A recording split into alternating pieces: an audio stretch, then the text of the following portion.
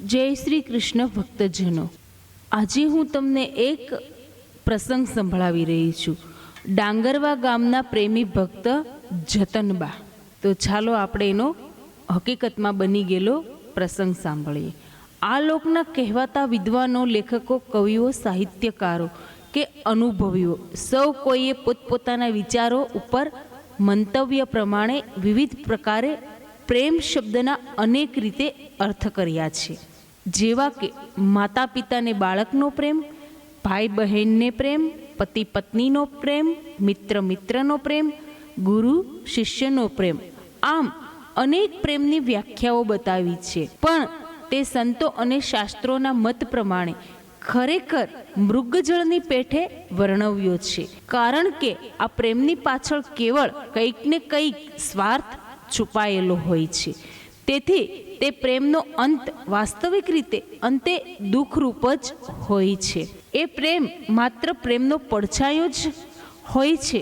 છતાં ક્ષણિક સુખ કે વૈભવ વિષય પાછળ તૃપ્તિ માટેની દોટ મિથ્યા પુરવાર થાય છે. છતાં વિવેક વિસરી જઈને ઘણા જ નર નારી પોતાનું સમગ્ર જીવન બરબાદ કરે છે. મનુષ્યને જ્યારે સાચા ચંદનો યોગ થાય, ભક્તનો યોગ થાય અને સત શાસ્ત્રનો યોગ થાય, ત્યારે જ તેને સત્સંગ થાય છે.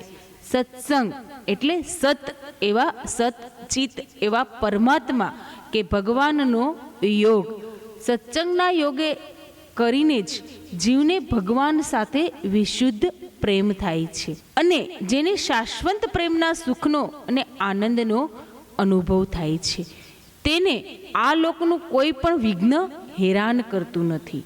જીવ પોતે લોકલાજનો ત્યાગ કરે, ઘર બારનો ત્યાગ કરે, કુટુંબ પરિવારનો ત્યાગ કરે, રાજ્ય સમૃદ્ધિનો ત્યાગ કરે.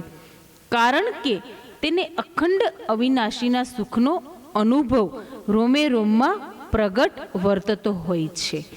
આ લોકના વિષય તેને ખારા ઝેર જેવા તુચ્છ થઈ જાય છે અને અંતરથી આનંદના હિલોળા ઉછળતા હોય છે. એવા પ્રભુના પ્રેમમાં પાગલ થયાના અનેક નર નારીઓના ઇતિહાસો પૂર્વ પરોક્ષમાં આલેખાયા છે.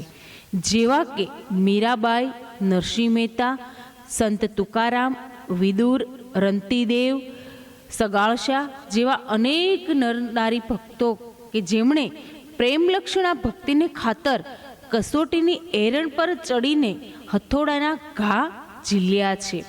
આ લોકની દ્રષ્ટિએ કોઈએ કંઈક ને કંઈક ગુમાવ્યું છે. કોઈએ દીકરા ગુમાવ્યા છે, કોઈએ સ્વજનો ગુમાવ્યા છે, કોઈએ પતિ ગુમાવ્યા છે, તો કોઈએ રાજપાટ ગુમાવ્યું છે. છતાં પ્રભુને છોડ્યા નથી, ભક્તિમાં ઉણપ આવવા દીધી નથી.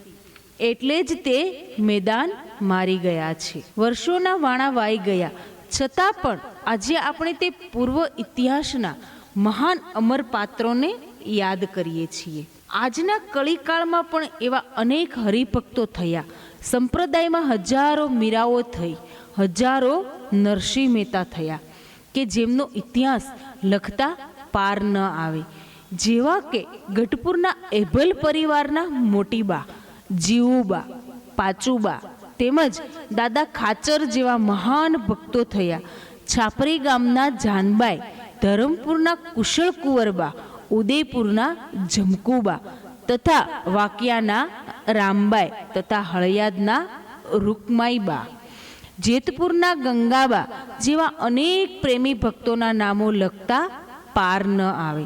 એવા જ એક દંડાવ્ય દેશના ડાંગરવા ગામના વેણીરામના દીકરી જતનબા આ જીવન સાંખ્યયોગ પાળી પૂર્ણ પુરુષોત્તમ શ્રી સ્વામિનારાયણ ભગવાનની નિષ્કામ ભાવે ભક્તિ કરીને આજ્ઞા, ઉપાસના, મહિમાને, નિષ્ઠા જેવા ગુણોને જીવનમાં તાણાવાળાની જેમ વણી લીધા હતા. તેમની પ્રેમ લક્ષણા ભક્તિને વશ થઈ ભગવાન શ્રી હરિ અનેક વાર ડાંગરવા પધાર્યા છે, અનેક વખત થાળ જમ્યા છે.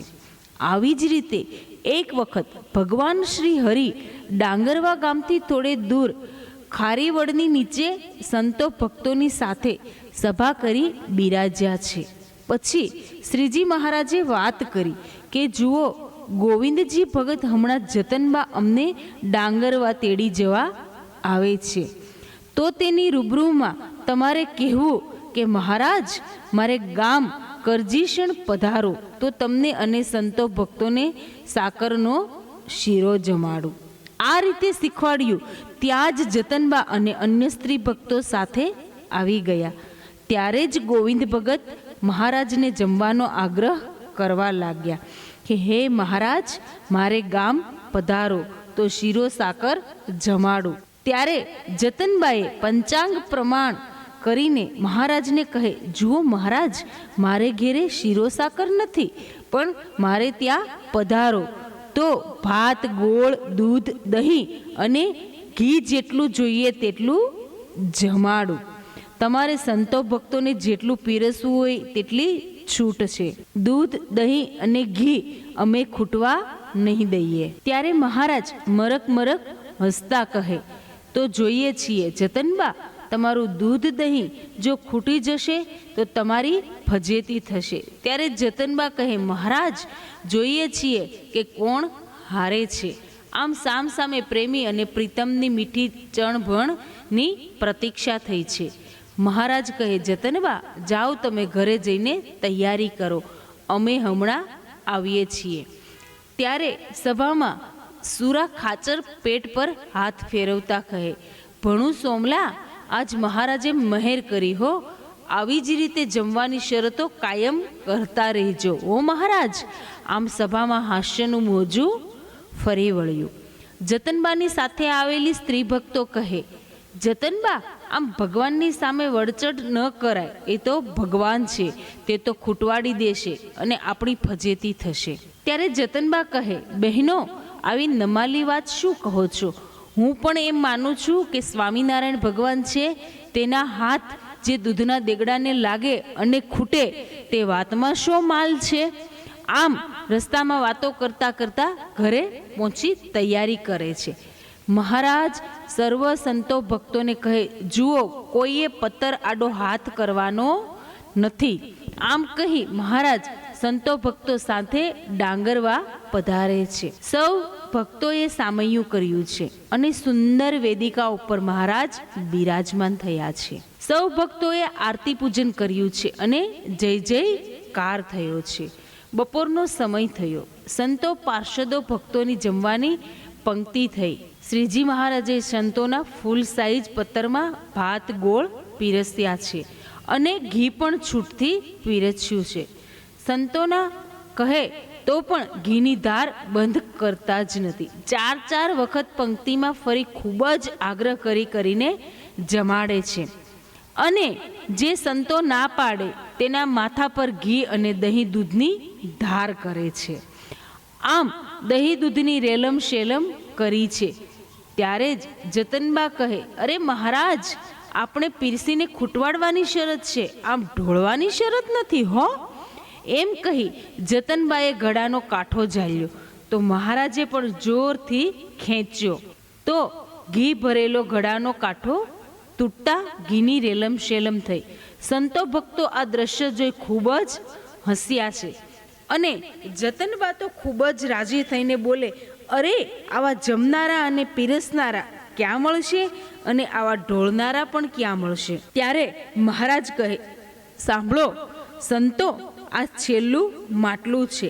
આ ખૂટવાડીએ એટલે જતનબા હારશે અને આપણે જીતીશું. ત્યારે જતનબા કહે, મહારાજ, આ ઘરનું બારણું ખોલો, તેમાં ઘી અને દહીં દૂધના માટલા ભર્યા છે. ત્યારે મહારાજ કહે, તમે જીત્યા ને અમે હાર્યા. ખરેખર પ્રેમી ભક્તોની આગળ પ્રભુ હારતા જ હોય છે. પછી જતનબા કહે, મહારાજ, તમારી શિક્ષા રૂપે તમારે 4 શેર દૂધ ભરેલું તાસળું જેમાં સાકર, એલચી મિશ્રિત છે તે પીવાનું છે. પ્રભુ પીવો. ત્યારે મહારાજ કહે, જ્યાં ભક્તિ હોય, પ્રેમભાવ હોય, ત્યાં ભગવાન હાર સ્વીકારતો જ હોય છે. પછી મહારાજે કહ્યું, લાવો દૂધ જેમાં તમારો પ્રેમ ભરેલો છે.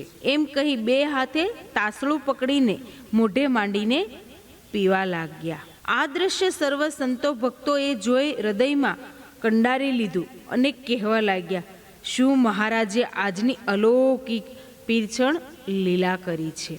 આ દર્શન કરી જીવન ધન્ય ધન્ય છે. આ તાસળું આજે પણ ડાંગરવા ગામે દર્શનાર્થે મૂકેલું છે. આવી સુંદર લીલાઓ કરી અહીં ઘણા દિવસો રોકાયા છે. એક દિવસની વાત છે. જતનબાએ તેના પિતા વેણીરામને કહેવા, મહારાજ જવાની રજા માગે તો ના કહેતી નહીં, કારણ કે કોઠીઓમાં અનાજ ખૂટવા માંડ્યું છે. આ વાત મહારાજને કાને પહોંચી. જતનબાને કહે કે તમારા પિતાનું શું કહેતા હતા? ત્યારે જતનબા કહે કે મહારાજ જવાની રજા માગે તો જવા દેવાના નથી. પછી મહારાજ કહે, ચાલો ઘરમાં, અમારે તમારી અનાજ ભરેલી કોઠીઓ જોવી છે. અંદર જઈને જોયું તો 6 કોઠીઓ ખાલી હતી. મહારાજે છોટી અડાડીને જતનબાને કહ્યું કે આ કોઠીઓના ઢાંકણા માટીથી ચાંદી દો, અને 6 કોઠીઓ વિધવિધ અનાજથી ભરાઈ ગઈ. પછી મહારાજે ખારી નદીમાં સંતો ભક્તો સાથે સ્નાન વિધિ કરી અને પછી સભા કરી. મહારાજે જતનબાને વર માગવાનું કહ્યું. અમે તમારા ઉપર બહુ જ રાજી થયા છીએ, તમે માગો, જે જોઈએ તે આપીએ. ત્યારે જતનબા કહે કે મહારાજ, મારે આ લોકનું કંઈ જ જોઈતું નથી. મને અખંડ તમારી સ્મૃતિ રહે અને આ જગતની વિસ્મૃતિ રહે. આનાથી વિશેષ મારે કંઈ જ જોઈતું નથી. અને અવારનવાર અમારે આંગણે સંતો ભક્તો સહિત પધારી આવી જ લીલાઓ કરી અખંડ સુખ આપતા રહેજો. બસ આ અમારી પ્રાર્થના છે. અને અંતે આ ડાંગરવા ગામના પ્રેમી ભક્તોને તેડવા અંતકાળે સંતો આવી અક્ષરધામમાં તેડી જજો. આટલું માગી થોડા ઉદાસ થઈ રડવા લાગ્યા. મહારાજ કહે, અરે જતન શું થયું? જો બોલે, મહારાજ મારા 2 ભાઈઓ ધોળો અને ધનો ધામમાં ગયા છે, તેની યાદ સતાવે છે. ત્યારે મહારાજે ખૂબ જ સરસ વાત કરી છે કે આ લોકના સગા તો અહીંના જ છે. આત્માને વળી કોણ સગુને શું નાતજાત? આ દેહ જતનના નામે છે, આત્માનું શું નામ છે? માટે 3 દેહથી પર થઈ ભગવાનની ભક્તિ કરવી. દેહમાં ભાવ ભૂલી દુઃખ, માન, અપમાન, આ લોકની યશ કીર્તિ રૂપી નદીને તરીને જ પાર જવાય છે. કદાચ સમાધિનિષ્ઠ હોય પણ આત્મનિષ્ઠા ન હોય તો સમાધિમાંથી પણ પાછો પડી જાય છે. આમ કહી મહારાજે લાડકીબાઈની વાત કરી. ઘણા ગૃહસ્થો ગૃહસ્થાશ્રમમાં રહેતા હોય અને કુટુંબ પરિવારમાં સંકળાયેલા હોય, છતાં નિર્લેપપણે રહેતા હોય છે. જેમ કે જળકમળ વત જનક રાજા અને બોટાદના શિવલાલ શેઠ જેવી નિષ્ઠા કેળવવી હોય તો સંસાર તેને બાધ્ય ન કરી શકે. આવી અનેક ભક્તોની વાતો કરી. આંબા ગામના દેવશી ભગત લુહારમાં અદ્ભુત આત્મનિષ્ઠા હતી. તેમના 20 વર્ષના એકના એક દીકરા કરશનને મહારાજ દર્શન આપી ધામમાં લઈ ગયા. તો 2 ભક્ત ગઢડા મહારાજને રસોઈ આપવા આવે છે. ત્યારે મહારાજે કહ્યું, ભગત સૌ સુખી તો છો ને? ત્યારે દેવશી ભગતે વાત કરી, મહારાજ એક દીકરો હતો તો માયાનો ઢાળો તેના તરફ રહેતો હતો. તે તમો ધામમાં લઈ જઈને વધુ સુખી કર્યા. ભલું થયું ભાંગી જંજાળ, સુખે ભજીશું શ્રી ગોપાળ. શું આ ભક્તોની સમજણ હશે? આવી ખૂબ જ બળભરી વાતો કરી. જતનબાને રોમે રોમમાં મહારાજના વચન હૃદયમાં શારડીની જેમ ખૂંચવા લાગ્યા. અને જતનબાને આત્મનિષ્ઠા કેળવાય છે. સમય જતાં એક વખત સંઘ સાથે જતનબા ગઢડા આવે છે. મહારાજે ભરી સભામાં પરીક્ષા કરી. જતનબાને પૂછે, કોણ છે? તો કહે, આત્મા છું. આમ 3 વખત પૂછ્યું તો એક જ જવાબ આપે છે. પછી મહારાજે સભા વચ્ચે સળગતો કોલસો મગાવી હાથમાં આપ્યો. પણ જતનબા તો 3 દેહથી પર વર્તતા હતા. તેને આ લોકનો કાંઈ પણ ખ્યાલ જ ન હતો. મહારાજની મૂર્તિને હૃદયે ધારી અખંડ સુખમાં તરબોળ હતા. પછી મહારાજે કોલસો લઈને કહે, ખરેખર આજ અમારા ભક્તો ઉપર ખૂબ જ રાજી થયા છીએ અને ડાંગરવા આવવાનું વચન આપી મહારાજ ભરી સભામાં જતનબાની પ્રશંસા કરે છે. પછી એક વખત મહારાજ ગઢડાથી મશિયાવ થઈ ડાંગરવા પધારે છે. વાડીમાં મહુડાના ઝાડ નીચે રોકાયા છે. સાથે રતનજી અને ભીમજી પાર્ષદ છે. શિવરામ વિપ્રને કહે, અમોને ખૂબ ભૂખ લાગી છે. ત્યારે ભીમજી પાર્ષદને કહે, તમે જતનબાને સમાચાર આપો કે સીધું લઈને વાડીમાં આવે. પાર્ષદે જઈને જતનબાને સમાચાર આપ્યા. જતનબા હરખ ઘેલા થઈ ગયા. જલ્દી સીધું તૈયાર કરી ઉતાવળા પગે મહારાજના દર્શનની તાલાવેલી સાથે આવીને પંચાંગ પ્રણામ કર્યા અને મહારાજને કહે, અહીં વાડીમાં થોડું રોકાવાય, ઘરે ચાલો. મહારાજ કહે, પેલા અહીં થાળ જમીને પછી આવીશું.